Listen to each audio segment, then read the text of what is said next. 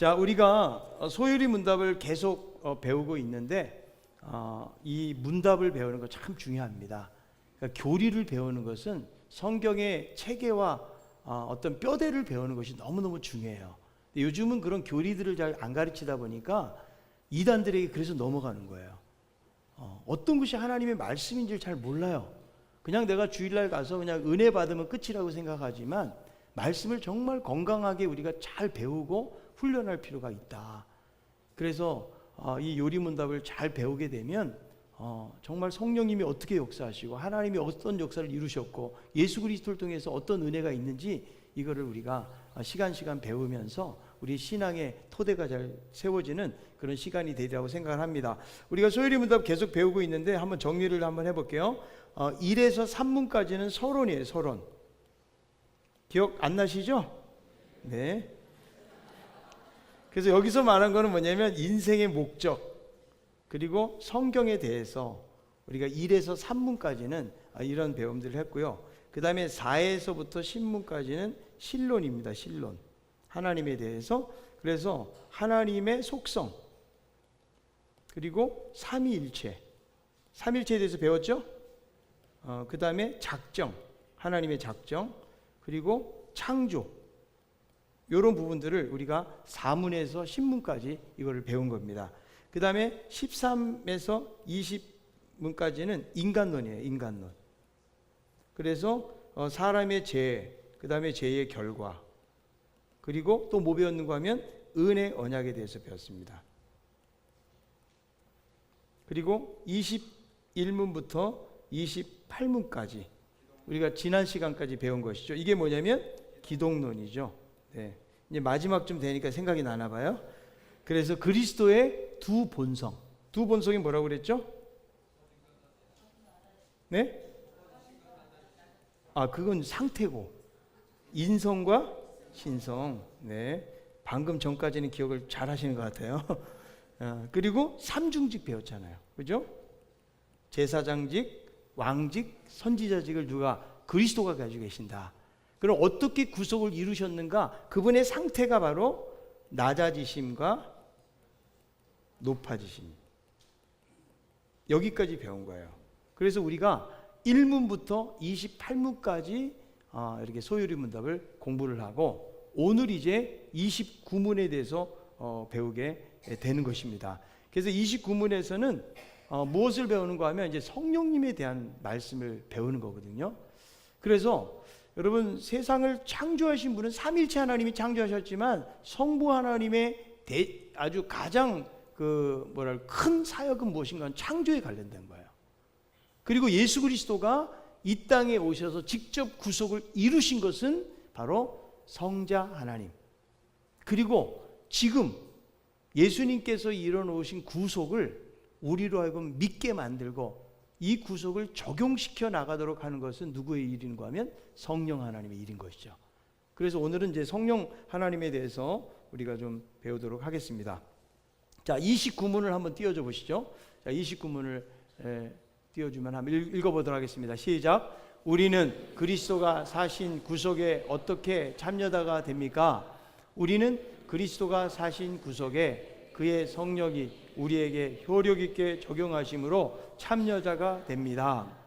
어떻게 그리스도가 이루신 구속에 우리가 참여할 수 있는가? 지금 이런 질문을 하고 있는 것이죠. 자, 우리가 지난 시간에는 그리스도의 상태에 대해서 배웠죠. 그래서 높아지심에 대해서 배웠는데 먼저 낮아지심을 배운 거예요. 주님께서 이 세상에 오셔서 탄생하신 것부터가 주님의 낮아지심이다. 그래서 인간의 몸을 입고 철저하게 낮아지셨는데 십자가에서 죽으신 것이 예수님의 가장 낮아지심의 모습이라고 말할 수가 있는 것이죠. 그렇다면 어떻게 그 하나님께서 인생 가운데 이 낮은 몸을 입으시고 오실 수가 있는가 하는 것이죠. 그 이유는 무엇인가 하면 우리를 사랑하셨기 때문이라는 거예요. 그래서 우리를 구원해 주시기 위해서 예수님이 이 땅에 오셔가지고 대신 구원을 이루어 주신 것이죠. 주님은 낮아지셔서 친히 인생의 비참함과 죽음의 권세를 맛보셨다. 그런데 예수님은 낮아지심으로 끝난 것이 아니고 다시금 부활하셨다. 아멘. 그래서 여러분 부활에 대해서는 고린도전서 15장에 보면 부활에 대해서 여러 가지를 말씀해 주고 있는데요. 여러분 부활이 만약에 예수님께서 이 부활하셔가지고 한두 사람에게만 만약에 나타났다 그러면 이 한두 사람이 잘못 보거나 혹은 정신이 그냥 혼미해가지고 그렇게 봤다고 말할 수도 있다라는 거죠. 근데 부활에 대해서 고린도전서 15장을 어떻게 증거하는가 하면 500여 형제들이 일시에 봤다는 거예요. 지금 여기 모인 분들이 200명이 안 됩니다. 이거보다 훨씬 더 많은 사람들이 예수님을 한눈에 본 거예요. 일시에. 그러니까 여러분 이 부활이라는 것은 도무지 부인할 수가 없는 것이다. 그리고 또 한 가지 부활의 여러 가지 증거들도 있겠지만 여러분 예수님의 제자들이 다 순교를 합니다. 사도 요한만 반모섬에 가서 유배를 당하고 마지막 죽게 되잖아요. 한번 생각해 보세요. 만약에 예수님이 부활하시지 않았다면 제자들이 지금 선생에 부활하지도 않았는데 거짓말을 그들이 정당화시키기 위해서 과연 죽을 수 있겠냐는 거예요. 한번 생각을 해보세요. 진짜 그들이 눈으로 목격을 했기 때문에 자기의 생명을 버리는 거지. 여러분 기독교 만들겠다고 자기들이 예수님이 살아나지도 않았는데 자기들끼리 짜가지고 그렇게 말할 수 있겠냐는 거죠. 예수님의 제자들이 다 순교한 것을 봐서는 살아계신 주님을 만났기 때문이다. 그래서 예수님께서 부활하시고 그리고 뭐 하셨어요? 승천하시고 그 다음에 하나님의 보좌의 우편에 앉으시고 그리고 다시금 재림하신다. 이것이 예수님의 높아지심에 대한 것이다. 이렇게 말할 수가 있는 것이죠. 그래서 주님은 상태가 낮아지심과 높아지심을 통해 가지고 우리들의 구원을 확실하게 이루신 거예요. 여러분 그렇게 믿습니까? 자, 우리는 다 믿지요. 자, 그런데 어떻게 주님이 이렇게 십자가를 통해서 구원을 이루셨다고 할지라도 이것을 믿지 않는다면 아무런 소용이 없는 거예요. 여러분 우리는 믿지만 그리고 교회를 다닌다고 다 믿는 것이 아닐 수도 있거든요. 여러분은 믿으십니까? 그런데 세상에서는 신앙을 전혀 받아들이지 않는 사람들은 안 믿는다는 거예요. 그래서 데이비드 휴먼과 같은 사람은 회의론자로 유명한데 이 사람은 하나님을 대적한 사람이에요. 그래서 뭐라고 말했는가 하면 내가 예수를 안 믿는다고 해서 나를 지옥에 보낼 수도 있고 나를 죽게 할 수도 있다. 그런데 그가 나에게 어쩔 수 없는 것이 한 가지가 있는데 나는 지옥에 가서도 끝까지 반항하겠다. 이렇게 말하는 사람이 데이비드 휴미라는 사람이거든요. 그리고 18세기의 계몽주의 사상가였던 이 볼테르라는 사람, 제가 몇 번 말을 했는데 생전에 기독교를 비판하는 발언을 이 사람이 자주 하기로 유명했어요. 그래서 기독교도 다른 종교처럼 한 세기가 지나가 버리면 사라져 버리고 성경은 하나의 동화로 취급을 받는다. 이렇게 말했거든요. 그런데 어떻게 됐어요? 전 세계에 성경만큼 번역된 책이 없어요. 베스트셀러예요, 성경은요. 그리고 지금도 여러분들이 어때요? 하나님의 말씀을 사랑하고 그저 말씀을 믿고 그렇게 수많은 사람들이 지금도 그렇게 하나님을 찬양하고 있다. 이 사람의 그 생각이 잘못됐다는 걸 알 수가 있죠. 이 볼테르가 결국 죽음을 앞두게 되었는데요. 죽음을 앞두고 더 개팍해졌기 때문에 가까이 지내던 친구들도 그에게 가지 않았어요. 볼테르는 벽을 바라보면서 이렇게 말했습니다. 죽을 때 나는 틀림없이 하나님과 사람에게 버림을 받았구나. 죽을 때가 되니까 죽음의 두려움 때문에 하나님께 버림받았다라는 고백을 한 거예요. 그런데 그의 임종을 지켜봤던 간호사가 나중에 이렇게 말했습니다. 유럽의 모든 부를 다 준다고 하더라도 나는 볼테르와 같은 잔인한 임종을 맞는 무신론자의 침대에 가고 싶지 않다. 그것은 너무나 무서운 경험이었기 때문이라고 이야기를 하는 것이죠. 그래서 여러분 아무리 큰 소리 땅땅 쳐도 인간은 결국 죽게 되고 죽음 앞에서는 두려움 할 수밖에 없는 것이 인간이라는 사실을 알 수가 있는 것이죠. 그래서 여러분 우리 주변에서도 이렇게 하나님을 안 믿고 하나님에 대해서 때로는 대적하고 욕하고 이런 사람들이 있다라는 거예요. 너무 안타까운 것이죠. 자, 여기에 대해서 성경은 어떻게 이야기하는가? 에베소서 4장 18절에 있는 말씀 한번 읽어봅니다. 그들의 총명이 어두워지고 그들 가운데 있는 마음이 굳어짐으로 말미암아 하나님의 생명에서 여기 보니까 죄로 인해서 사람들의 마음이 굳어지고 무지하기 때문에 지금 하나님의 생명에서 떠나 있도다. 그래서 이것이 성경에서 말하고 있는 세상 사람들의 상태라는 거예요.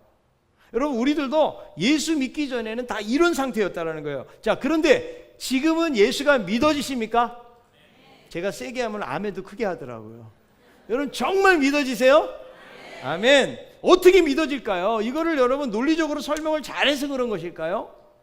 지금 2000년 전에 예수님께서 오셔가지고 십자가에서 죽으셨다. 우리는 아무도 본 사람도 없어요.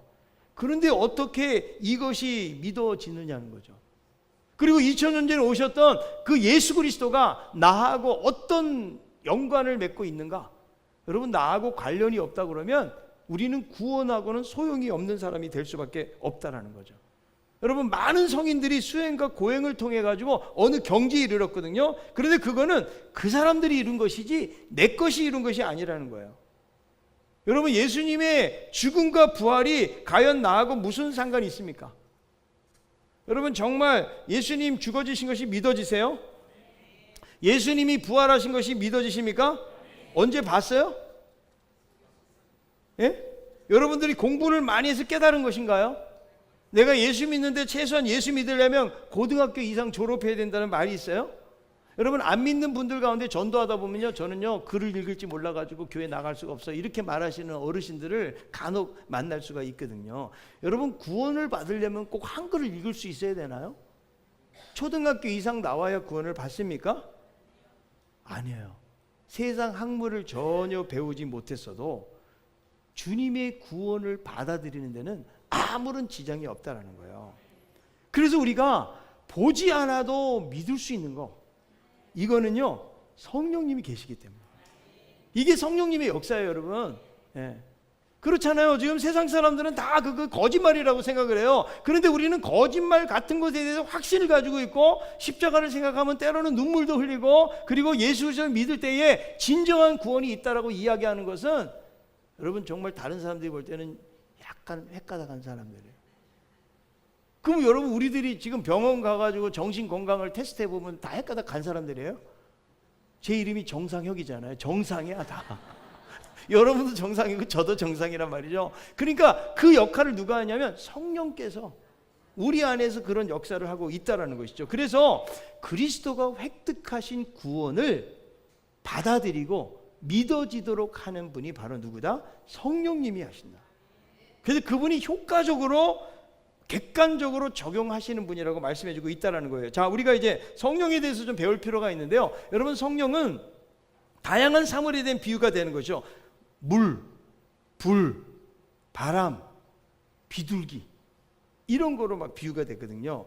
그러다 보니까 자칫하면 성령을 어떤 물질 혹은 힘이나 능력으로 오해할 수가 있지만, 성령은 삼위 하나님이시고 인격적인 분이시라는 거예요. 아멘입니까? 예, 눈을 감고 아멘을 하지 마세요. 눈을 뜨고 아멘 하셔야 돼. 자, 그래서 여러분, 그분이 인격적인 분이라는 것은 뭐냐면 지정의가 있다는 거예요. 성령님께서 한번 찾아봅시다. 고린도전서 2장 9절 10절. 자, 읽어봅니다. 시작. 기록된 바 하나님이 자기를 사랑하는 자들을 위하여 예비하신 모든 것은 눈으로 보지 못하고 귀로 듣지 못하고 사람의 마음으로 생각하지도 못하였다 함과 같으니라. 오직 하나님이 성령으로 이것을 우리에게 보이셨으니 성령은 모든 것 곧 하나님의 깊은 것까지도 통달하시느니라. 그러니까 이거 뭐냐면 지식을 가지고 있다는 거예요. 하나님의 깊은 것까지도 깨닫게 하시는 역할을 하는 분이 누구다? 바로 성령 하나님이시라는 거죠. 자, 그 다음에 로마서 15장 30절 시작. 형제들아, 내가 우리 주 예수 그리스도와 성령의 사랑으로 말미암아 너희를 권하노니 너희 기도에 나와 힘을 같이하여 나를 위하여 하나님께 빌어. 여기에 보니까 성령의 사랑으로, 그러니까 감정을 가지고 계신 분이 바로 성령입니다. 자, 마지막 세 번째로 고린도전서 12장 11절. 이 모든 일은 같은 한 성령의 행하사 그의 뜻대로 각 사람에게 나누어 주시는 것이니라. 그의 뜻대로, 그러니까 의지를 가지고 계시는 분이다. 그래서 여러분, 성령님은 어떤 힘이나 능력이 아니고 지정의를 가지고 계신 인격적인 하나님이라고 성경은 말씀해주고 있다라는 것이죠. 그래서 여러분, 성령님을 함부로 그냥 우리 마음대로 사용하는 수단이 아니라는 거예요. 여러분, 꼭 중요히 얘기하세요. 여러분, 이단에서는 여러분 성령을 인격적인 하나님을 안 받아들여요. 물론 받아들이는 데도 있겠지만 이걸 안 받아들이고 그냥 하나의 힘이나 능력, 내가 은사를 받기 위한 하나의 수단으로 성령님을 생각하기 쉽다는 거예요. 그러나 성령 하나님이시라는 거예요. 그래서 세례를 받을 때에 성부와 성자와 성령의 이름으로 세례를 준다, 이렇게 말씀해 주고 있는 거죠. 그리고 성령님이 지금도 우리의 마음에 계시는 거예요. 예수님이 떠나가시면서 우리에게 성령을 주신 거예요. 자, 누가복음 24장 49절.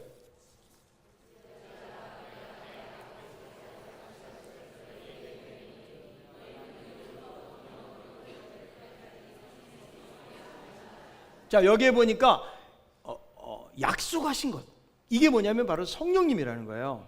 그래서 120명이 기도할 때 오순절에 성령이 임하면서 뭐가 출발하게 되는가 하면 교회가 출발하게 되는 거예요. 여러분, 구약에서도 성령이 임하는데 구약에서는 성령이 임할 때 어떻게 임했는가 하면 주로 특별한 사람들에게 어떤 은사, 능력 이런 것들이 임할 때에 성령이 임했어요. 구약에서는. 그런데 신약시대는 남녀노소 할 것 없이 모든 사람에게 임하시고, 지금은 성령님이 어디 계세요? 어디 계세요? 내 마음에 계신 거예요. 자, 옆에 있는 분에게 내 안에 계신 성령님께서 당신 안에 계신 성령님께 문안 인사드립니다. 한번 해보세요.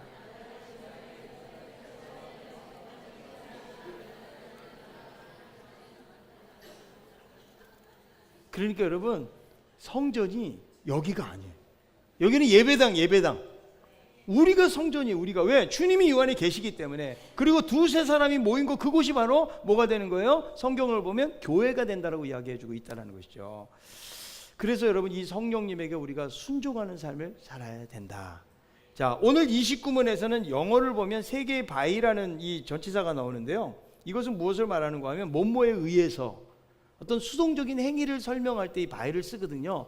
근데 영어에 보면은 그렇게 처음에 웨스트민스터 여기에 고백이 이렇게 만들어져 있습니다. 세 가지를 생각해 보려고 하는데, 첫 번째는 뭐냐면 그리스도에 의해서 주어진 구속이라는 거예요. 누구에 의해서? 그리스도에 의해서. 이 말은 뭐냐면 구속이라는 것은 인간의 힘으로 쟁취하는 것이 아니고 그리스도에 의해서 주어졌다. 여러분, 우리가 구원을 얻게 된 것은 인간의 노력이 아니라는 거예요. 여러분들이 노력해가지고 구원받는 게 아니에요. 만약에 여러분 노력으로 구원을 받는다고 그러면 어떤 사람이 천국 가겠어요? 열심히 있는 사람. 자, 옆에 있는 분이 물어보세요. 당신은 열심히 있습니까? 물어보세요.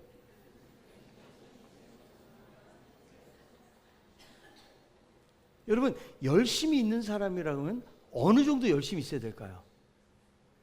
여러분, 열심히 있는 사람만 만약에 구원받는다고 그러면 열심히 없는 사람 불안해요, 안 불안해요? 불안할 수밖에 없다는 거예요. 그런데 구원은 여러분 인간적인 노력과 열심을 많이 해서 주어지는 것이 아니라는 거예요. 만약에 여러분 구원이 인간의 행위에 의해서 결정되잖아요. 그럼 항상 불안한 거예요. 내가 막 열심히 할 때는 그때는 구원받은 것 같은데 열심히 못할 때는 내가 구원받지 못한 것처럼 그렇게 될 수밖에 없다는 것이죠. 그래서 여러분, 행위라는 것은 순전히 나에게 달려있는 거예요. 행위는. 여러분, 그러면 행위가 필요 없다는 말이 아니에요. 행위를 통해서는 하나님께서 우리에게 상급을 주시는 거예요. 그래서 야, 열심으로 천국 못 가니까 뭐 열심히 할 필요 없네, 이런 생각하시면 안 돼. 열심히 한 만큼 하나님께서 우리를 위해서 아름다운 상급을 주시기 때문에 우리가 열심을 품고 하나님을 섬겨야 돼요. 성경이 우리에게 말씀해주고 있기 때문에. 그래서 여러분, 로마서 4장에 보니까 일을 아니할지라도 경건하지 아니하는 자를 의롭다 하신 이를 믿는 자에게 그의 믿음을 뭐로 여기셨다? 의로 여기셨다라고 말씀해주고 있다는 거죠. 그러니까 꼭 일을 해가지고 어떤 분량을 채워야 천국에 가는 것이 아니라는 거예요. 만약에 그렇게 간다 그러면요, 우리 중에 못 갈 사람이 많아요. 자, 물어봅시다. 당신 천국 갈 것 같아? 못 갈 것 같아?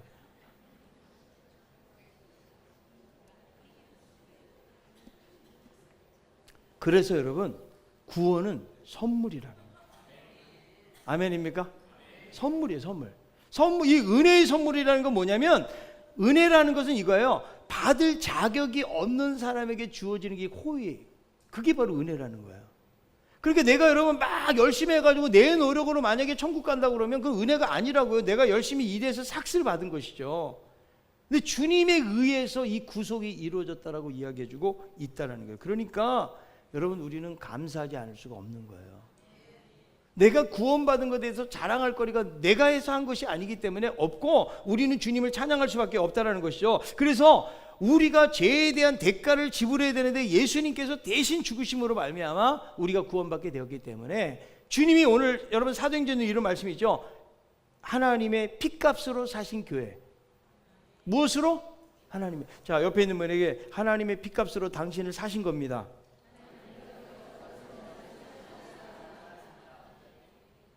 그러니까 얼마나 우리를 구원해 주시기 위해서 예수님께서 피를 흘리시고 이런 희생을 치루었는지를 우리가 알 수가 있다는 거예요. 그리고 여러분, 우리의 불안함이 하나님을 의지함으로 사라지는 거예요. 만약에 여러분 미모 때문에 구원받는다 그러면 여기 구원받은 사람 누가 있어요? 한번 일어나봐 한번. 예? 자신 없죠? 우리 교회 보니까 미스 코리아는 없어. 우리 교회 가진 거로 여러분 구원받는다면 여기 뭐 몇 명이 있겠어? 가진 거. 여러분 세상에 부자들이 얼마나 많은데요. 그러니까 그렇게도 구원받을 사람이 없는 거예요. 성경은 뭐라고 말해요? 오직 그리스도에 의해서 구속을 받게 되었다.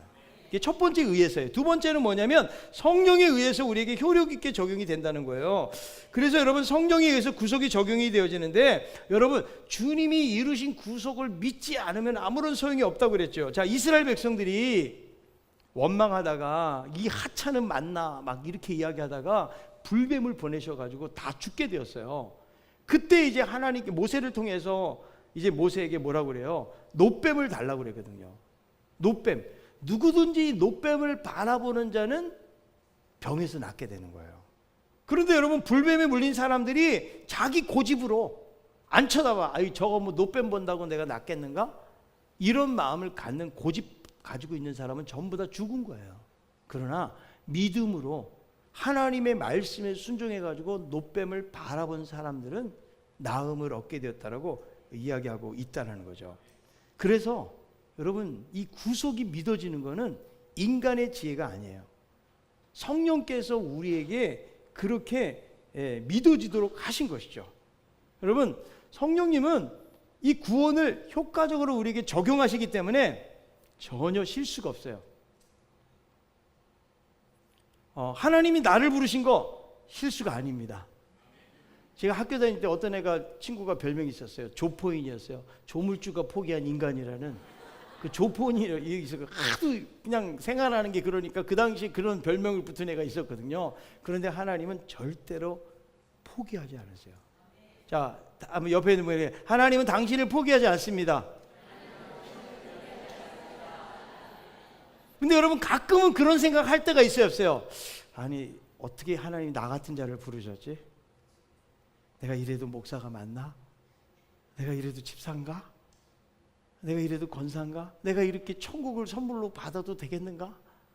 때로는 여러분, 우리 안에 이렇게 살다 보면은 그런 마음들이 들 때가 있다라는 거죠. 그럼에도 불구하고 하나님의 부르심에는 절대로 후회하심이 없다라고 성경은 말씀해주고 있다라는 것이죠. 그래서 이 말씀은 구원의 자리에서 이탈되지 않도록 성령님께서 끝까지 붙들으신다. 아멘. 예수 그리스도가 믿어지고 구원이 받아지고 천국이 믿어지게 하는 것, 이것이 은혜라는 거. 누가 하시는 일이에요? 성령이 하시는 일이에요. 여러분, 인간은 전적으로 부패했기 때문에 인간의 지혜를 가지고는 이 구속을 획득할 수가 없고 자신의 것으로 만들 수가 없어요. 그래서 인간이 행위로 안 되기 때문에 하나님께서 그리스도를 통해서 무엇을 만드셨는가 하면 은혜 언약을 만드신 거예요. 아멘. 그래서 흔들리지 않고 효과적으로 적용되도록 끝까지 인도하시는 분이 바로 성령님이시다. 자, 마지막 세 번째로 구원을 적용하시는 것에 의해서 참여자가 되게 한다. 지금 제가 여러분들에게 말씀드리는 것은 이 말이 조금 어려운 말이죠. 그죠? 그러나 여러분 잘 들어보세요. 그런 의미가 있다는 것을 설명하고 있는 것이니까. 자, 그래서 구원을 적용하시는 것에서 참여자가 되게 하신다. 그러니까 여러분 구속을 이루신 것을 우리 것으로 만들으시는 분이 누구라고요? 바로 성령님. 성령님이 주도자가 되셔서 우리로 하여금 구원의 여정 속에 참여자가 되게 하신다. 이 말은 다른 말로 이야기하면 무엇인가 하면 구원이라는 것은 인본적인 것이 아니고 바로 신본적인 것이다. 하나님에 의해서 주도가 되는 것이고 성령께서 인도하시는 분이다. 아멘. 자, 여러분 교회 올 때 보면은 어떤 분들이 새가족 그 카드에 보면은 어떻게 오셨습니까? 스스로 왔습니다. 스스로 지나가다가 그냥 교회 건물 보고 옛날 생각나서 오신 분들도 있고, 어떤 삶의 여러 가지 어려움을 당해가지고 내가 한번 교회라는 데를 가보자 이래서 오신 분도 있고 여러분들이 있거든요. 그런데 그것은 스스로 온 것이 아니에요. 누가 역사하신 거예요? 성령께서 역사하신 거예요. 그러니까 여러분들이 이 자리에 온 것도 내가 이 교회를 선택한 것 같지만 누가? 성령님께서 우리 마음에 역사하셔서 여기에 오도록 하셨다. 그래서 여러분 이 구원이라는 것도 여정이 있어요.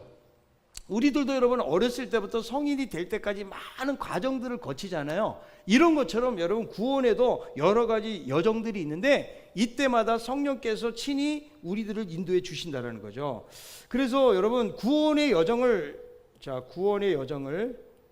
자세하게 살펴보면 뭐 여러 가지가 있겠지만 크게 나누면 부르심이 있어요. 하나님의 부르심. 그리고 또 뭐가 있어요? 양자됨. 우리를 양자로 삼아 주시는 거죠. 그리고 뭐가 있을까요? 믿음을 갖게 하시고, 그리고요 칭의, 의롭다고 칭해 주시고, 그리고 성화, 우리를 점점 예수님 닮게 하시고, 그리고 견인, 이건 무슨 말이에요? 끝까지 구원에 이르도록 우리를 인도하신다.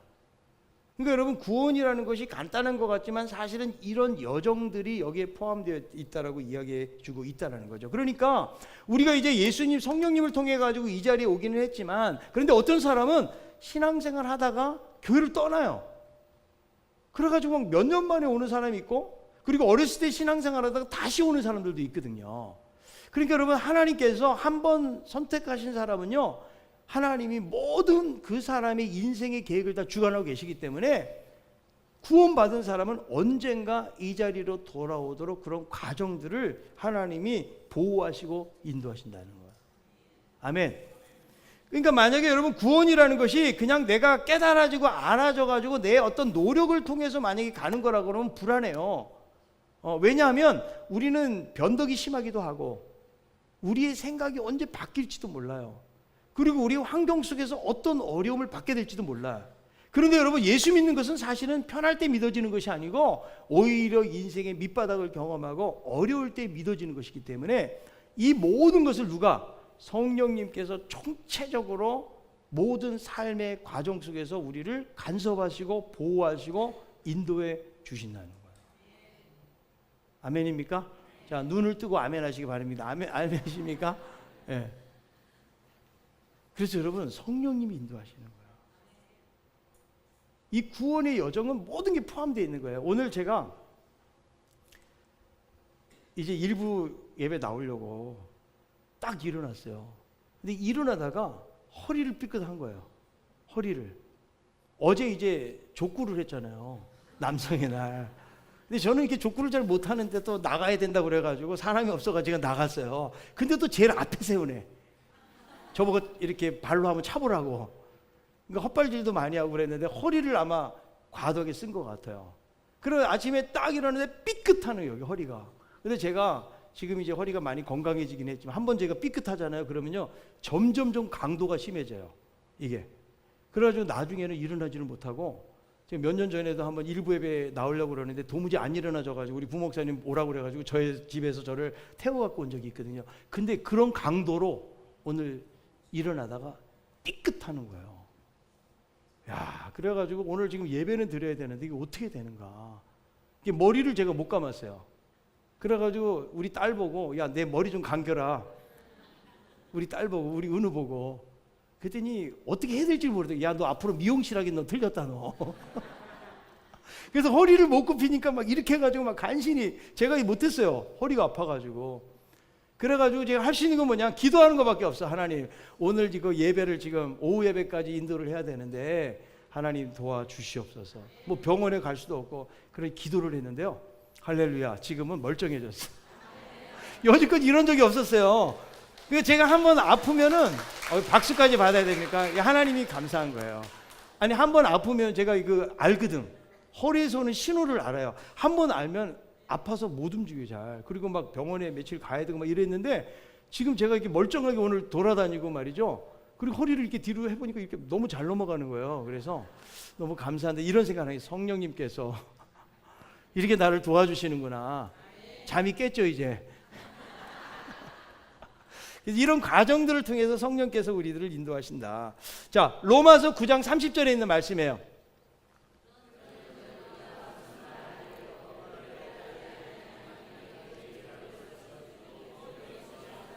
네, 28절인데 아마 잘못 읽어, 제가 읽어드릴게요. 또 미리 정하신 그들을, 8장이구나. 또 미리 정하신 그들을 또한 부르시고 부르신 그들을 또한 의롭다 하시고 의롭다 하신 그들을 또한 영화롭게 하셨느니라.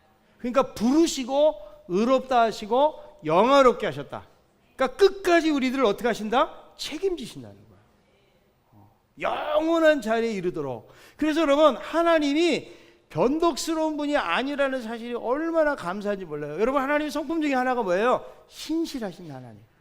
하나님은 한번 약속하시면 절대로 변개하는 것이 없어요. 끝까지 책임져 주시고 인도하신 하나님이시다. 그래서 성령님께서 우리의 구원을 끝까지 인도해 주신다. 그래서 여러분, 지금 우리가 읽었던 봤던 이 구원의 여정들은요, 자전거의 체인처럼 서로가 연결되어져 있어요. 이것이 사실 순서대로 가는 것 같지만 어떻게 일어나게 되어지는지는 구원의 여정을 우리가 이제 조직 신학에서는 뭐 부르심, 양자, 믿음, 칭의 이렇게 나누지만 이것이 동시다발적으로 이루어지는 거예요. 자, 그런데 여기서 우리가 알아야 될 것은 무엇인가 하면 처음에 부르시고 이렇게 믿음을 갖게 하고 뭐 칭의 뭐 이런 거는 하나님께서 행하시는 일이에요. 내가 여러분 믿음을 갖게 되어지는 것은 선물이기 때문에 내가 믿는다고 믿어지는 것이 아니고 중생, 거듭나는 거, 이 거듭나는 것은 하나님의 전적인 은혜예요. 그러나 거듭난 이후에 이제 성화의 과정을 통해서 점점 주님을 닮아가는 것은 하나님, 성령 하나님하고 나하고 연합사역이에요. 내가 그 말씀에 순종하고 따라가지 않으면 안 돼요. 우리 하나님은 인격적이기 때문에요. 우리가 그냥 예배 가야 되는데 예배 가기 싫어가지고 어디 딴 데 간다고 하나님이 갑자기 막 자동차 사고 안 일어나요. 걱정하지 마세요. 하나님 인격적인 하나님이세요. 우리 기다리시는 거죠, 우리를. 그래서 하나님께서 우리에게 인격적으로 기다리시기 때문에 우리가 말씀에 순종하고 성령님에게 순종하고 따라가야, 그래야 이 구원의 여정 속에서 순조로운 길을 가게 되어지는 거예요. 물론 모든 것을 책임지시고 인도하시는 분은 누구다? 성령님이세요. 그런데 우리는 어떻게 해야 돼요? 거듭나는 것은 하나님의 전적인 사역이지만 그 이후에 우리가 점점 예수님 닮아가고 끝까지 하나님 나라 갈 때까지는 성령님을 의지하고 말씀을 의지하고 믿음으로 가야 된다. 여러분, 구원의 여정은 성령님이 하신다고 그냥 손 내려놓고 아무런 노력도 안 하는 것이 아니라는 거죠. 야고보서 2장 22절에 있는 말씀 읽어봅니다. 내가 보거니와 믿음이 그의 행함과 함께 일하고 행함으로 믿음이 온전하게 되었느니라. 그러니까 믿음이라는 것은 행함과 함께 일하는 거예요. 그리고 행함을 통해서 믿음이 온전해진다고 말씀해주고 있기 때문에, 그래서 여러분, 성경에 나오는 그 믿음의 사람들도 완전한 사람들이 아니에요. 때로는 탈선과 여러 가지 여러분 범죄가 있었지만 하나님이 참으시고 그들을 인도하시는데, 그들의 삶 속에서는 무엇을 어떻게 하는 거예요? 회개하고 돌이키고 말씀에 순종하고 그 믿음의 길로 걸어갔을 때에 하나님께서 그런 영화로운 자리에 이르기까지 인도하셨다는 것을 알 수가 있는 거예요. 자, 우리는 이미 구원받았어요. 아멘. 그러나 그럼에도 불구하고 또 한편으로 우리는 하나님 나라 갈 때까지 구원을 이루어가는 사람들이에요. 예. 이미 구원받았지만 또 이루어가는 사람으로서 날마다 성령님을 의지하고 하나님의 구원을 바라보면서 믿음으로 나아가야 되는 것. 이것이 바로 구원의 여정 속에서 우리가 걸어가는 길인 것을 우리에게 말씀해주고 있는 것입니다. 성령님을 의지하고 성령님의 통치를 받고 성령님을 순종하는 삶으로 날마다 성장해 갈 수 있는 우리 모두가 다 될 수 있기를 바랍니다.